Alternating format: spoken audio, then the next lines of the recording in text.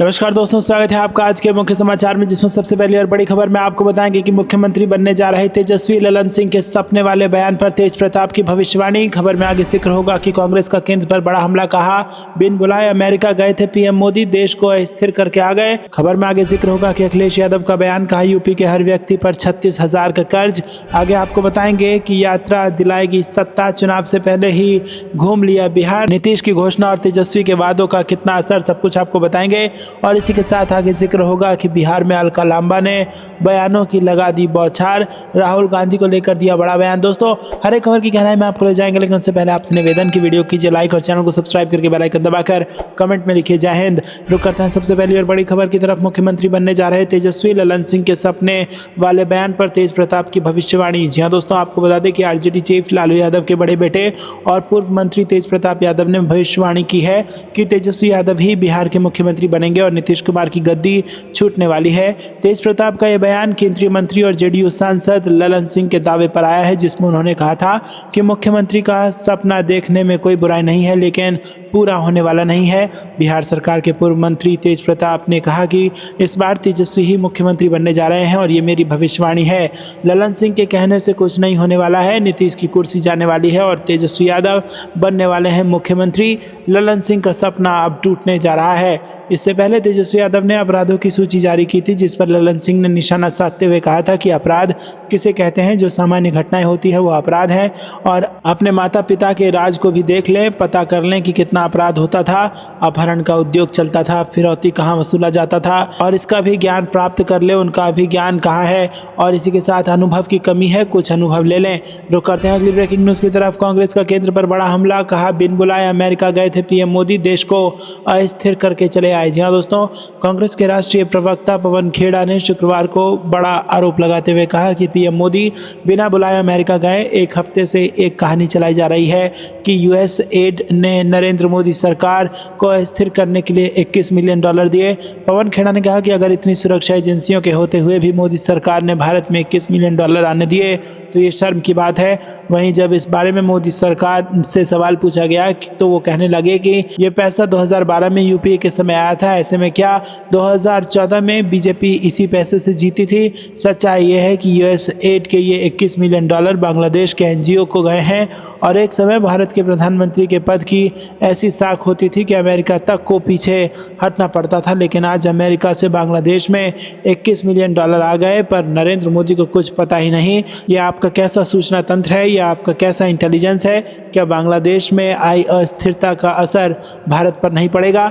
रुक करते हैं अगली ब्रेकिंग न्यूज़ की तरफ। यूपी के हर व्यक्ति पर 36,000 का कर्ज, अखिलेश यादव का बयान। जी हाँ दोस्तों, उन्होंने कहा कि प्रदेश के इस बजट में भी भाजपा सरकार ने 91,000 करोड़ का कर्ज लिया है। आज़ादी के बाद 2017 तक यूपी पर 3 लाख करोड़ का कर्ज था, लेकिन योगी सरकार के नेतृत्व वाले भाजपा सरकार पिछले 8 साल में 6 लाख करोड़ रुपए का और कर्ज ले चुकी है। उन्होंने कहा कि सरकार उत्तर प्रदेश को लगातार कर्ज के बोझ से दबा रही है। भाजपा सरकार अपनी गलत आर्थिक नीतियों से देश प्रदेश की अर्थव्यवस्था से भी खिलवाड़ कर रही है, और ये सब सरकार चंद पूंजीपति के मुनाफे के लिए कर रही है।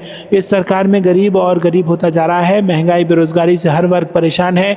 किसान, नौजवान, व्यापारी, महिलाएं सभी परेशान हैं, और लोगों के हाथों में पैसा ही नहीं है, जनता की जेब खाली है। सपा प्रमुख ने आगे कहा कि प्रदेश और केंद्र की सरकार में विकास योजनाएं सिर्फ कागजों पर हैं। सरकार झूठे आंकड़े देकर जमीनी सच्चाई को छिपाने का प्रयास कर रही है।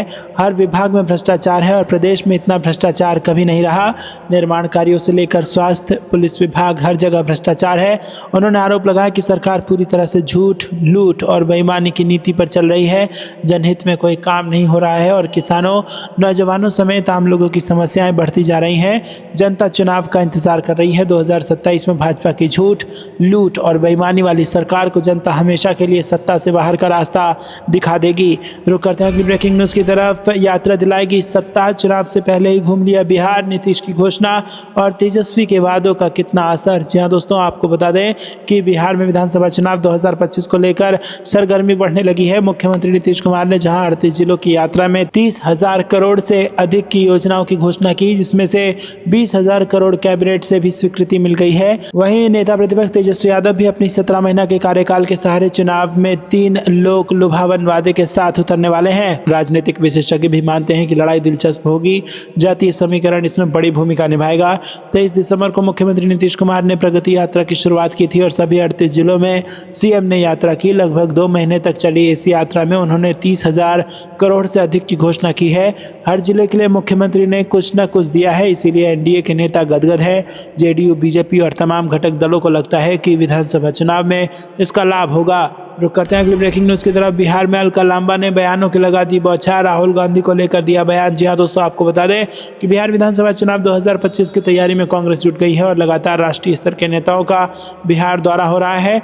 राष्ट्रीय महिला कांग्रेस की अध्यक्ष अलका लांबा भी इन दिनों बिहार दौरे पर हैं और इस दौरान अलका लांबा ने यहाँ पर खास बातचीत की। कांग्रेस नेता ने कहा कि बिहार विधानसभा चुनाव में हमारी जीत बिल्कुल होगी, हमें विश्वास है और ये काम राहुल गांधी ने हमारे कंधों पर सौंपा है। उन्होंने आगे कहा कि बिहार प्रभारी का दौरा हो चुका है, वो भी जल्द दोबारा आ रहे हैं। जिलावार मीटिंग का सिलसिला शुरू होगा और मेरा भी दौरा हो रहा है। प्रतिमा दास के विधानसभा में मेरा दौरा है। दिल्ली के कार्यालय को मैं पटना शिफ्ट करने वाली हूं। कांग्रेस नेता अलका लांबा ने कहा कि महिला कांग्रेस का जो बिहार में संगठन है उसे मैं और मजबूत करूंगी, बूथ स्तर तक मजबूत करूंगी। संगठन निर्माण का काम शुरू भी हो गया है। रुक करते हैं अगली ब्रेकिंग न्यूज की तरफ। दिल्ली की सीएम रेखा गुप्ता को आतिशी ने लिखी चिट्ठी, आम आदमी पार्टी विधायक दल से मिलने की मांग, बताई वजह है। जी हाँ दोस्तों, आपको बता दें कि मुख्यमंत्री रेखा गुप्ता ने शुक्रवार को महिला समृद्धि योजना को लेकर कहा कि महिला को 1 या 2 महीना धनराशि देकर योजना को बंद नहीं किया जाना है, ये स्थायी रूप से लागू हो, इसके लिए व्यवस्था बनाई जा रही है। और इन सब के बीच शनिवार को दिल्ली की पूर्व सीएम और आम आदमी पार्टी के वरिष्ठ नेता आतिशी ने मुख्यमंत्री के नाम चिट्ठी लिखी है। दिल्ली की पूर्व मुख्यमंत्री ने दिल्ली की मुख्यमंत्री रेखा गुप्ता को पत्र लिखकर दिल्ली में महिलाओं को 2500 रुपये प्रति महीने देने की योजना के संबंध में 23 फरवरी को आम आदमी पार्टी विधायक दल से मिलने का समय मांगा।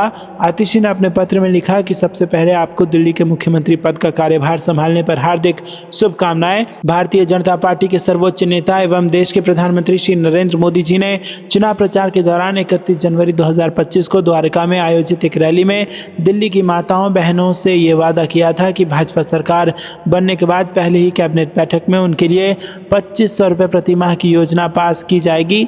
दोस्तों, आपको बता दें कि उन्होंने कहा था कि ये मोदी की गारंटी है। 20 फरवरी को आपकी सरकार की पहली कैबिनेट बैठक हुई, परंतु महिलाओं के लिए 2500 रुपये की योजना पास नहीं हुई। दिल्ली की माताओं बहनों ने मोदी जी की गारंटी पर विश्वास किया था और अब वो खुद को ठगा हुआ महसूस कर रही हैं।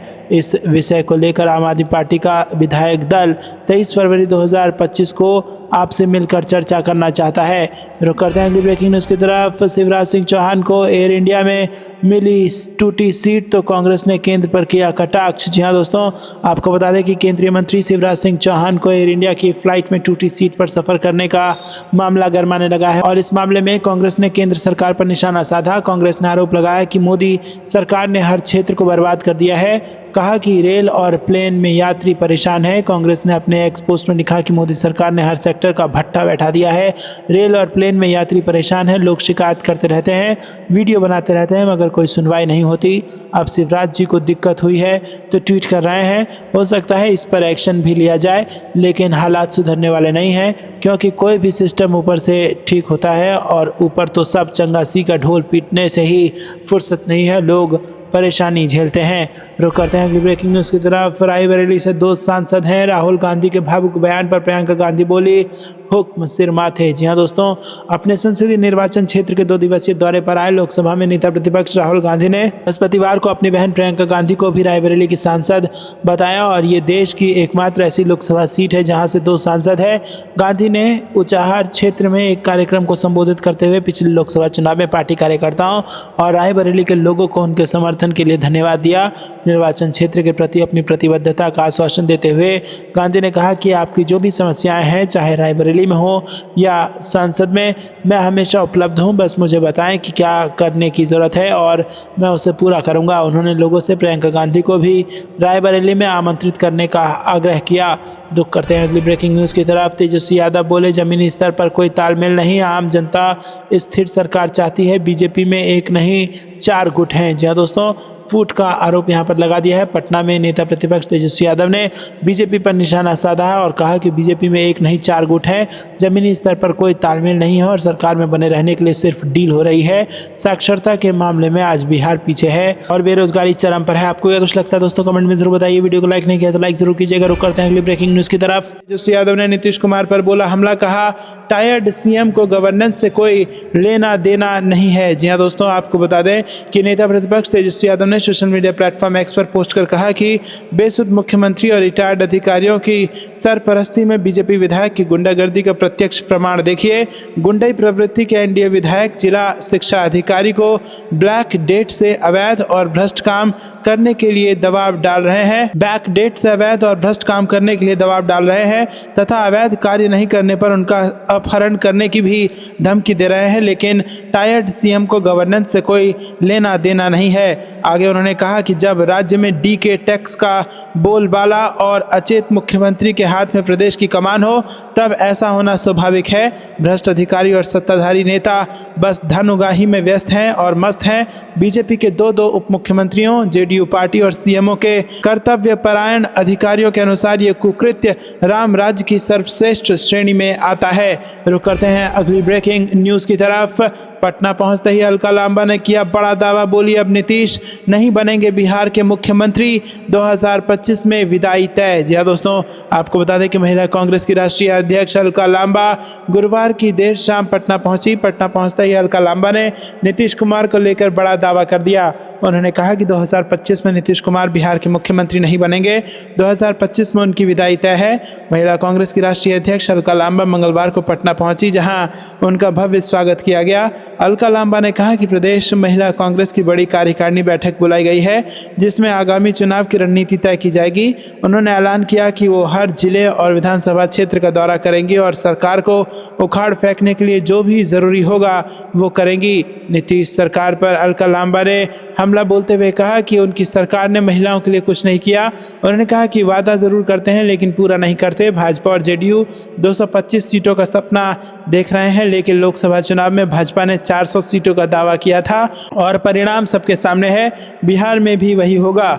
उन्होंने तेजस्वी यादव की महिला मान सम्मान योजना का समर्थन करते हुए कहा कि योजना महिलाओं के हित में है और उनकी पार्टी इसे पूरी तरह लागू करेगी। उन्होंने कहा कि हमारी सरकार आएगी और महिलाओं को हर सुविधा दी जाएगी। रुक करते हैं ब्रेकिंग न्यूज़ की तरफ। प्रवचन तो आ गया लेकिन बजट कब आएगा, अखिलेश यादव ने योगी सरकार पर साधा निशाना। जी हाँ दोस्तों, आपको बता दें कि यूपी के योगी सरकार ने वित्त वर्ष 2025-26 के लिए 8,736 करोड़ 6 लाख रुपए का बजट पेश किया है।